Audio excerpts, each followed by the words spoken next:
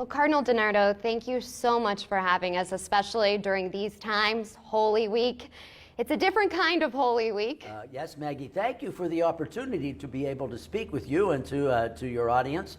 Yes, it is the most unusual Holy Week I've probably celebrated in a long time. And you've been doing this quite a long time. I have, yes. So how did you prepare in the Archdiocese for this Holy Week?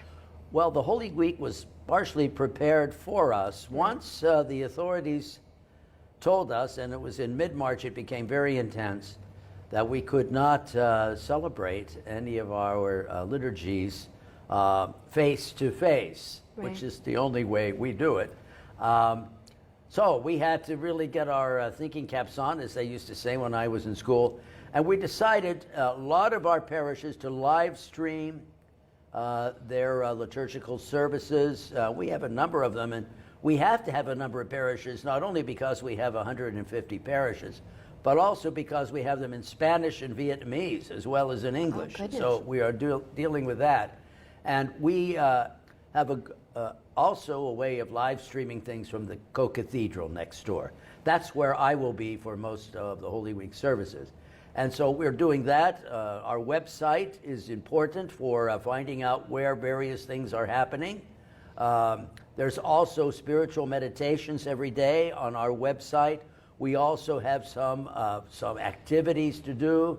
We realize that people will be home in families, and we hope and we pray that they will pray together. We give some options and some ways to deal with the daily prayer service, or particularly on Good Friday and Easter Sunday. So we do those kinds of things. And to my mind, that's part of the importance of something new.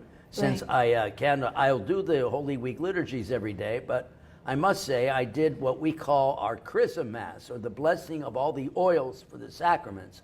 I did that yesterday in the empty co-cathedral. What was that? It's something strange to do a major liturgical celebration with 8 people. And that's how we had to do it, since you're not supposed to do this with more than 10. And we had the people setting up, and I had Bishop Schultz with me and a few priests, and we celebrated it.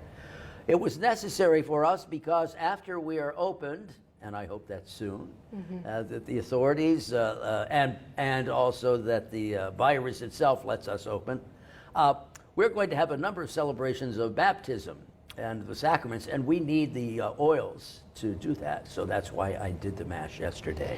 How are you doing? Because to be there and it's empty, how are you doing? There are days you feel empty. I'm not empty. You feel empty because face-to-face contact with people is so important for our celebrations of major feast days and something like Holy Week. At the same time, this forces you, because you're alone a little bit more, to have the scriptures in front of you, or the book of the office prayers, we call it, and that sets you to a little more contemplation. Right. So you think of Jesus, we're never alone. Jesus is always with us. And in fact, it's the one thing I'd like to make clear to people. Yes, we may seem isolated, but look who was isolated in terms of his passion. I always tell people, read the account of Jesus' passion and death in Matthew's Gospel, and you will see how he's gradually isolated from all. It is on the cross where he cries out to his Father, and his Father answers him in terms of the veil of the temple torn in two. Jesus' sacrifice, his obedience to his Father is accepted, and he accepts us and saves us. So we should never feel ourselves alone. He said, my yoke is easy, my burden is light. And he meant it, and he means it now, even though there are times when, and I feel, for instance, those who are working with the sick, or those who are sick. I feel with them that they may sense themselves isolated. I pray for them every day. I hope my church does too, because the work they do is so powerful. Well, again, thank you so much for meeting with us and giving us something kind of to uplift our spirits as well. God bless you, and happy Easter. Thanks, Cardinal. Maggie. Thank you very much. Thank you.